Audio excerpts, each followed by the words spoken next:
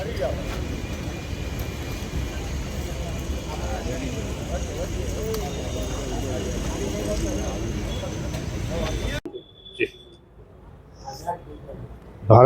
સુવર્ણકાર સેતુ જામનગર એસોસિએશનના પ્રમુખ તરીકે સેવા આપું છું અને અમારો આખો સોની સમાજ ટોટલી સોની સમાજ અત્યારે એક થઈ આવ્યો છે.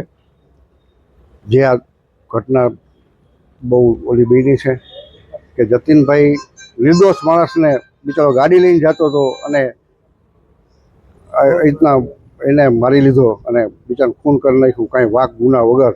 ખરેખર આવા ગુનેગારોને ફાંસીની સજા થવી જોઈએ. અમારો સોની સમાજની માંગ એવી છે કે અમે અત્યારે બધા એક થઈને આવ્યા છીએ. જો આટલું નહીં કરે તો આમાં અત્યારે કાયદો વ્યવસ્થા એકદમ ઓલી થઈ ગઈ છે કે હાલતા માણસને રીતે મારી લે છે, લૂંટી લે છે.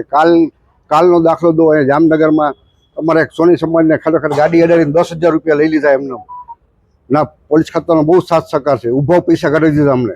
એ ડિવિઝન સાહેબો આવીને તરત પકડી લીધો એને અને કામ કર્યું. એવી રીતના આ કામ થાય એવી અમારી માગણી છે કે એ જ રીતે આને સજા પડે અને એને યોગ્ય અને ઓલું મળે.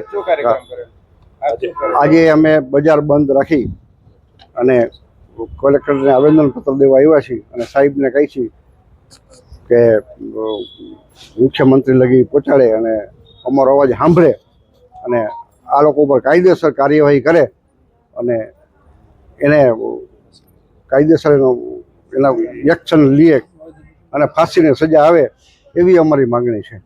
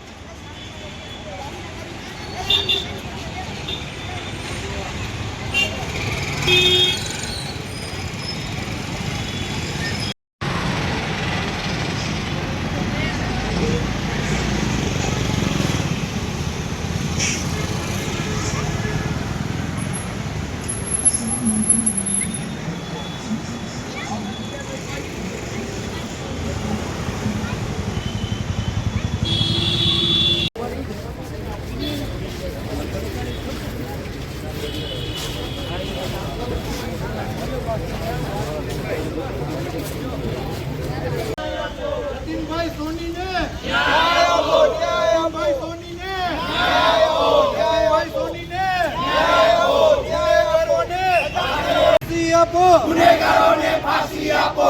જતીનભાઈ સોનીને ન્યાય આપો. જતીનભાઈ સોનીને ન્યાય આપો. જતીનભાઈ સોનીને ન્યાય આપો. ગુનેગારોને ફાંસી આપો.